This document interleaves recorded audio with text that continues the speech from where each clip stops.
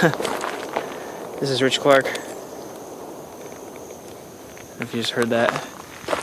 It's happening every about 1 minute out here. There's a police firing practice range on the other side of the mountain here. Sorry. And yeah, so sounds nice. Okay, so I've been trying to make this for a while, but it's been difficult. And the material is a little more difficult than the last one, and other things have been hampering me along the way.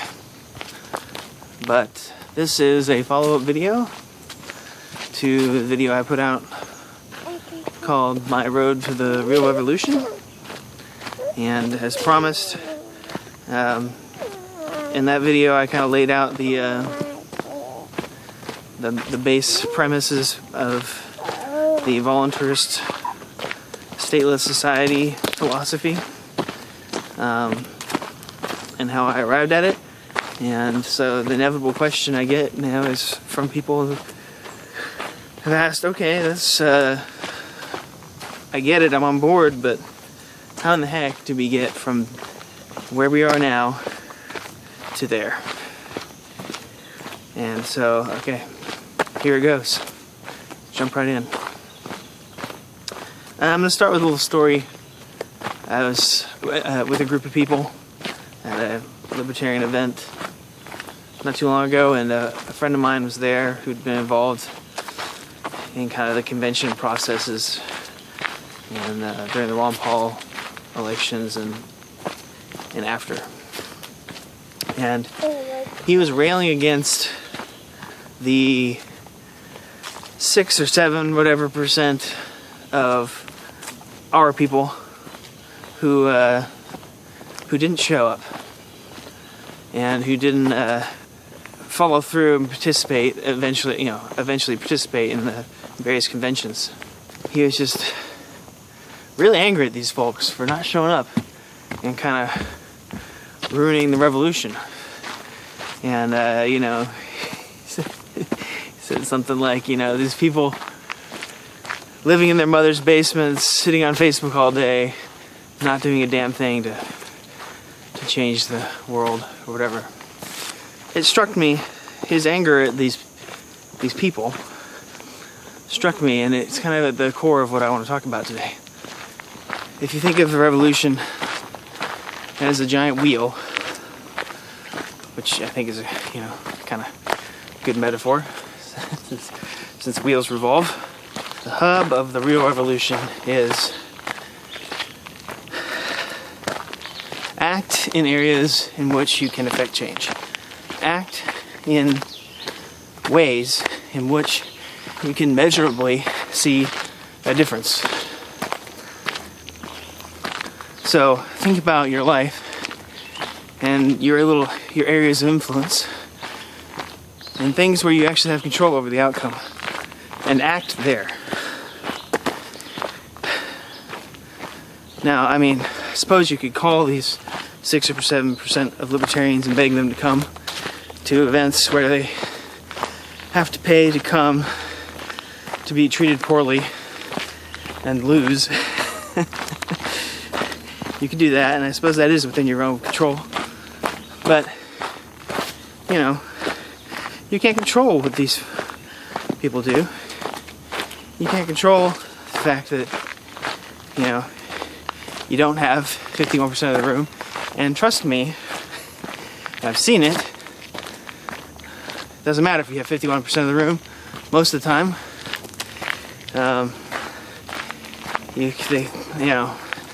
those in power, they seem to find a way to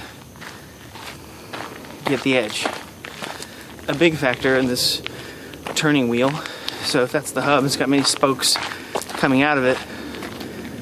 But the core premise is affect change where you can't affect change. So political action, and you can go find out for yourself and report back your experience. But my experience is that it is a difficult path to affect any change whatsoever. And unfortunately, our society has been indoctrinated from basically day one, and then through 12 years of public schooling, that the default way, if you want to see change in your society, is to get involved in politics. You go, you vote, you know, get involved in your whatever political party you're interested in, those types of things. And that's pretty much the default setting. When somebody gets upset and wants to change things, they jump into the political machine. And the major problem with this is that the assumption is that there's this broken political machine and it's time to go in and fix it, and you have to ride to the rescue. The fundamental flaw in that is the belief that the machine is in fact broken and requires repair. In actuality, the machine, the political machine, is working exactly as designed. It is working exactly in the manner in which it is supposed to. And the best you can hope to do when you enter this fairly well-oiled machine as a politician or a political activist is throw your shoes or yourself onto the gears of the machine and hope you live to tell the tale. Eventually what happens to folks who go this route is they get spit out by the machine, hopefully with life and limb intact. But the machine works very well at protecting the power it has and ensuring that saboteurs don't get in to disrupt that power. And it also, its primary mode is to grow its own power.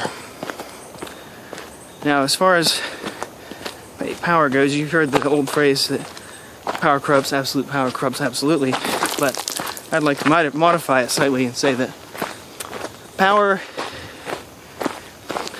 I forget where this quote came from. I can put it in the notes below once I look it up. Her name is very hard to pronounce, but power does not corrupt. Fear of the loss of power corrupts. So those who have gained this power are very afraid of losing it. And you can relate to this. You know, everybody is afraid of, say, losing their job, or which is the loss of their economic power, or losing their health, which is the loss of their power to, you know, participate in the physical world. So the political machine works in exactly the same way. It's afraid of losing the power it gains, and in order to keep the power that it gains, it has to continually creep its power outward to ensure that those who would wish to rob the power away don't have a chance. Politics, you learn this quickly when you try and exert the political process that we're supposed to have, is that whatever rules are in place that you think will be in your favor, they will quickly be cast aside in favor of rules that are not in your favor. And basically, the rules just become ex post facto justifications for what they were going to do anyway. Alright, that's depressing, right? So let's get on, let's push forward. If you think about a wheel which spins, right? We're talking about the hub of a wheel and a revolution. So this wheel is spinning. You're trying to move the mark from, say, the top of the wheel to the side of the wheel and around. You're trying to create a revolution. Most people are very impatient for freedom, and that is perfectly fine. Freedom is something that we all want, and we want it yesterday. Especially in this world where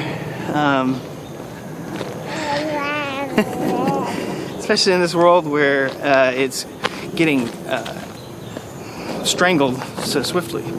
So we want to take the wheel and go Wheel of Fortune style and just spin it around. Or Price is Right. Big money, big money.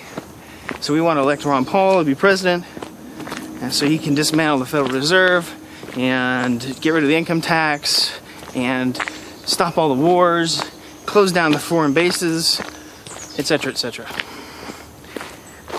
And of course, realistically in your mind, first of all, you know that getting Ron Paul elected is virtually impossible. And secondly, you realize that even if he got in, accomplishing any of those goals would also be next to impossible. What's likely to happen is that he would come in to be the president, and this is probably what will happen to Rand Paul. He may become president. That's when the economy will collapse, and then they'll blame libertarianism and deregulation and abolishing the Federal Reserve or whatever, you know. They'll blame libertarians for all those failed policies and like the worst economic catastrophe ever, when of course obviously the economic catastrophe is basically being set up for the past 30 years, and you know, tightening the noose around the American people, and then pulling the lever when, you know, a libertarian gets into office sounds like a pretty good strategy. So anyhow, the fact of the matter is, and I learned this first when I joined the Freedom Force International group that I mentioned before. G. Edward Griffin talks about this a lot, and that is that the collectivists who essentially control our nation, they have gained that control not by spinning a wheel in a revolution like, say, the Russians had or the Chinese had, which was an out-and-out, you know, wheel of fortune, spin the wheel and land on the jackpot. The American approach, which is often called the Fabian socialist approach, is more like a millstone or a grindstone that gets turned around, or the hour hand on a clock, you know, that, or more like a year hand on a clock that just turns ever so slowly in the direction. And then they've been doing this for basically since the founding of the country, but the Fabian socialists have been at it for at least 100 years, at doing this kind of incremental creep towards, you know, a total state, basically. And that's how our smallest state ever to exist, experiment in small government, has wound up in having the largest government the world has ever known. The real revolution is unfortunately going to have to follow approximately the same path of gradual unwinding of the ideas that have permeated the culture and our society. So the real revolution is going to be a multi-generational one. Now, I think things are going to come up that are going to give some momentum to the wheel, and I'll talk about that a little later. But basically, that wheel, we have to expect that it's only going to turn at a snail pace. But it is turning, and I think we can turn it in the right direction. You know, I had an activist once that was like, you know, I want to be able to tell my doctor, I want to be able to tell my daughter that I tried, you know. I tried to save the country, you know, at least tried. And I said, that's not what you're going to tell your daughter. You're going to tell your daughter that you're trying, and it's up to her to keep trying.